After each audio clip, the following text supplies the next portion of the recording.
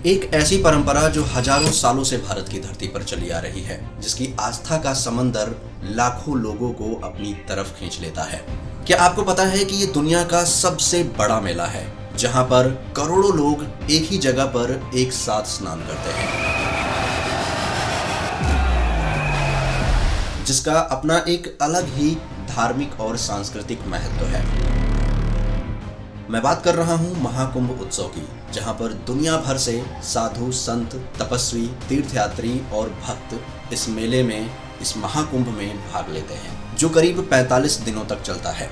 और इस साल यानी 2025 में ये कुंभ उत्सव 13 जनवरी से शुरू होकर 26 फरवरी यानी महाशिवरात्रि के दिन तक चलने वाला है। लेकिन क्या आप जानते हैं कि कुंभ मेला क्यों मनाया जाता है और इसके पीछे की पौराणिक कथा क्या है और किसने इस कुंभ मेले की शुरुआत की? आज के इस वीडियो में हम इन्हीं प्रश्नों के उत्तर जानेंगे और इसके पीछे छुपी कथा को उजागर करेंगे। इसलिए इस वीडियो को एंड तक जरूर देखें और अपने धर्म के महत्व को समझें।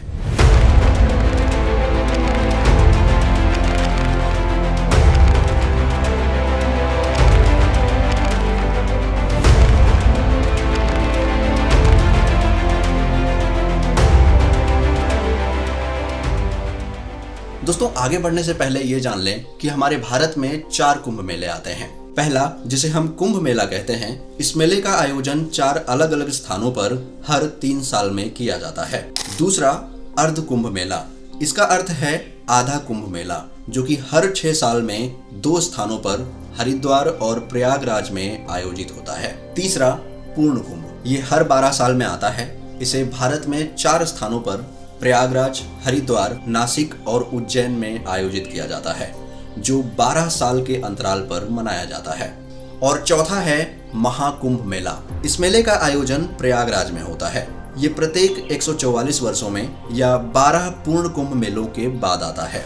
लाखों श्रद्धालु इस मेले में भाग लेते हैं और पवित्र नदियों में स्नान करते हैं। आपको बता दें कि महाकुंभ का आयोजन हर 12 साल में होने के पीछे एक एस्ट्रोनॉमिकल रीजन यानी कि खगोलीय कारण है, जो कि प्लैनेट्स के प्रॉपर पोजीशन पर डिपेंड करता है। खासकर बृहस्पति ग्रह, जो रिलीजियस प्लैनेट माना जाता है, लगभग 12 वर्षों में जोडिएक साइन यानी राशि ग्रह का एक चक्कर पूरा करता है। जब बृहस्पति कुंभ राशि में प्रवेश करता है और साथ ही सूर्य मेष राशि में होता है, तो ये खगोलीय संयोग महाकुंभ के आयोजन का संकेत देता है। ये खगोलीय घटना 12 वर्षों में एक बार ही घटित होती है, इसलिए महाकुंभ भी 12 वर्षों के अंतराल पर मनाया जाता है। साधकों का मानना है कि महाकुंभ के अवसर पर इन पवित्र नदियों में स्नान करने से पिछले पापों का प्रायश्चित होता है और आप जितनी श्रद्धा भाव से यहाँ स्नान करते हैं, उसका उतना ही फल मिलता है। दोस्तों, सनातन संस्कृति के आरंभ से ही नदियां पूजनीय रही हैं और नदियों पर मेले लगने और पवित्र स्नान करने की परंपरा बहुत ही प्राचीन है, जिसका विवरण आपको बहुत सी प्राचीन पुस्तकों और पुराणों में भी मिल जाएगा।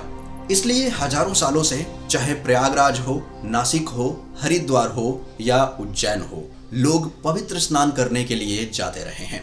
अब अगर हम बात करें कुंभ से जुड़ी पौराणिक कथा की, तो हिंदू धर्म के मुताबिक कुंभ मेले से जुड़ी 3 पौराणिक कथाएं हैं, पर इनमें से हम सिर्फ 2 कथाएं सुनने वाले हैं। इसके बाद हम आपको बताएंगे कि भारत के 4 स्थानों पर कुंभ का आयोजन कब कब और किन खगोलीय संयोग के बनने पर होता है। तो पहली कथा सुनते हैं। प्रजापति कश्यप की 2 पत्नियां कद्रू और विनीता थी। उनके बीच इस बात पर विवाद हो गया कि सूर्य के घोड़े काले हैं या सफेद। विवाद इतना बढ़ गया कि दोनों ने ये तय किया कि जो गलत साबित होगा वो एक नौकरानी के रूप में काम करेगा। इस विवाद के कारण दोनों के बच्चे, कद्रू का पुत्र नागराज वासुकी और विनीता का पुत्र गरुड़, एक दूसरे के दुश्मन हो गए। इस विवाद में कद्रू ने अपने पुत्र के साथ मिलकर छल किया और नागवंश की सहायता से सूर्य के घोड़ों को ढक दिया, जिससे वह अश्व काले दिखने लगे। इसका परिणाम ये हुआ कि विनीता हार गई। विनीता अपनी हार से कद्रू के सामने याचना करने लगी कि वह उसकी दासिता समाप्त कर दे, लेकिन कद्रू ने विनीता के पुत्र गरुड़ के सामने अमृत कलश लाने की शर्त रख दी।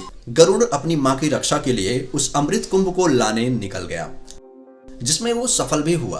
पर जब इस बात की खबर इंद्रदेव को हुई, तो उन्होंने गरुड़ पर 4 बार आक्रमण किया, जिस वजह से 4 जगहों पर अमृत कलश छलक गया और वही आगे चलकर कुंभ स्थल कहलाए, जहां अब कुंभ मेले का आयोजन किया जाता है।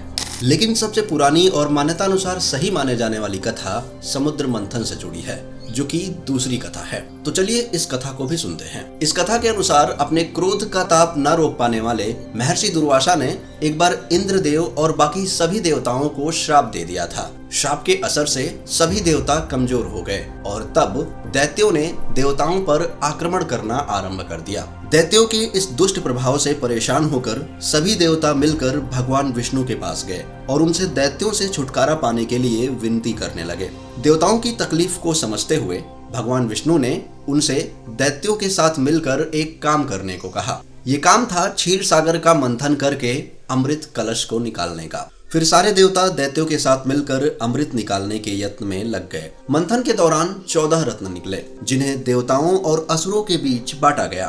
अंत में अमृत कुंभ यानी अमृत कलश के निकलते ही देवताओं के इशारे से इंद्र के पुत्र जयंत अमृत कलश को लेकर आकाश में उड़ गए। क्योंकि यदि ये कलश दैत्यों यानी असुरों के हाथ लग जाता तो वह देवताओं की तुलना में और भी शक्तिशाली हो सकते थे। लेकिन दुर्भाग्य से दैत्यों की नजर उड़ते हुए जयंत पर पड़ गई और दैत्य गुरु शुक्राचार्य के आदेश पर दैत्यों ने अमृत को वापस लेने के लिए जयंत का पीछा करना शुरू कर दिया। आकाश में उड़ते हुए बहुत कोशिश के बाद आखिरकार दैत्यों ने बीच रास्ते में जयंत को पकड़ लिया। लेकिन जयंत इतनी आसानी से दैत्यों को कलश देने वाले नहीं थे। दोनों पक्षों में भीषण युद्ध हुआ। कहते हैं ये युद्ध पूरे 12 दिनों तक चलता रहा। युद्ध के दौरान गलती से कलश में से पवित्र अमृत की 8 बूंदें स्वर्ग पर गिरी और 4 बूंदें धरती की ओर गिरी। पहली बूंद प्रयागराज में गिरी तो दूसरी बूंद शिव की नगरी हरिद्वार में, तीसरी बूंद ने उज्जैन की ओर प्रस्थान किया तो चौथी बूंद नासिक की ओर जा गिरी। यही वजह है कि महाकुंभ के दौरान प्रयागराज में त्रिवेणी संगम पर, हरिद्वार में गंगा, उज्जैन में क्षिप्रा और नासिक में गोदावरी नदी के तट पर स्नान किया जाता है। कहते हैं उस समय चंद्रमा ने कलश से अमृत बहने से, सूर्य ने अमृत कलश फूटने से और बृहस्पति ने दैत्यों के पास अमृत कलश पहुंचने से अमृत कुंभ की रक्षा की। इस कथा के अनुसार अमृत प्राप्ति के लिए देव और दानवों में 12 दिनों तक युद्ध चला था। लेकिन स्वर्गलोक का एक दिन पृथ्वी लोक के 1 वर्ष के बराबर माना जाता है, इसलिए कुंभ भी 12 होते हैं। इनमें से 4 कुंभ पृथ्वी पर होते हैं और बाकी 8 स्वर्गलोक यानी देवलोक में होते हैं। तो आइए अब जानते हैं कि भारत के 4 स्थानों पर कुंभ मेले का आयोजन कब कब और किन खगोलीय संयोग के बनने पर किया जाता है। कुंभ के आयोजन में सूर्य, चंद्र एवं बृहस्पति का खास योगदान माना जाता है, यानी इनके एक विशिष्ट संयोग पर ही कुंभ मेले की तिथि तथा स्थान का चयन किया जाता है। माना जाता है कि जब सूर्य मेष राशि और बृहस्पति कुंभ राशि में आते हैं तब ये मेला हरिद्वार में गंगा नदी के तट पर आयोजित किया जाता है। वहीं जब बृहस्पति मेष राशि में प्रवेश करता है और सूर्य और चंद्र दोनों मकर राशि में प्रवेश करते हैं तो कुंभ का यह उत्सव त्रिवेणी संगम प्रयागराज में मनाया जाता है। और जब बृहस्पति सिंह राशि में जाता है और सूर्य मेष राशि में प्रविष्ट होता है तब उज्जैन में क्षिप्रा नदी के तट पर कुंभ का आयोजन किया जाता है। किंतु जब बृहस्पति और सूर्य दोनों सिंह राशि में जाते हैं तब नासिक में गोदावरी नदी के तट पर कुंभ पर्व मनाया जाता है। दोस्तों, ये जितने भी संयोग बताए गए हैं ये लगभग 12 वर्ष के बाद ही बनते हैं, क्योंकि बृहस्पति को सूर्य का चक्कर लगाने में 12 वर्ष का समय लगता है। इसलिए कुंभ पर्व 12 वर्ष पर ही मनाया जाता है। वैसे हरिद्वार और प्रयागराज की बात करें तो यहाँ प्रत्येक 6 वर्ष पर भी कुंभ पर्व मनाया जाता है, पर इसे अर्ध कुंभ कहते हैं। इसके साथ साथ प्रयागराज में प्रत्येक वर्ष 1.5 महीने का माघ मेला भी होता है। केवल इन स्थानों पर उत्सव मनाने का ही नहीं, बल्कि यहाँ आकर अलग अलग कामों को करने के पीछे भी कई मान्यताएं बनाई गई हैं। कहते हैं कुंभ मेले के दौरान श्रद्धा भाव सबसे ज्यादा उच्चतम माना जाता है। जो जितनी ज्यादा श्रद्धा से यहाँ आता है उसकी उतनी ही मनोकामनाएं यहाँ पूर्ण होती हैं। तो दोस्तों, अब 12वीं बार 12 वर्ष पूर्ण होने के बाद ये महाकुंभ उत्सव प्रयागराज में मनाया जा रहा है। क्या आप इस उत्सव में शामिल होने वाले हैं? हमें कमेंट्स में बताएं। और अगर आपको ये वीडियो पसंद आया है तो वीडियो को लाइक, शेयर और चैनल को सब्सक्राइब करके बेल नोटिफिकेशन ऑन कर लें। मिलते हैं ऐसे ही एक और खूबसूरत वीडियो के साथ। तब तक के लिए अपना ख्याल रखें। राधे राधे।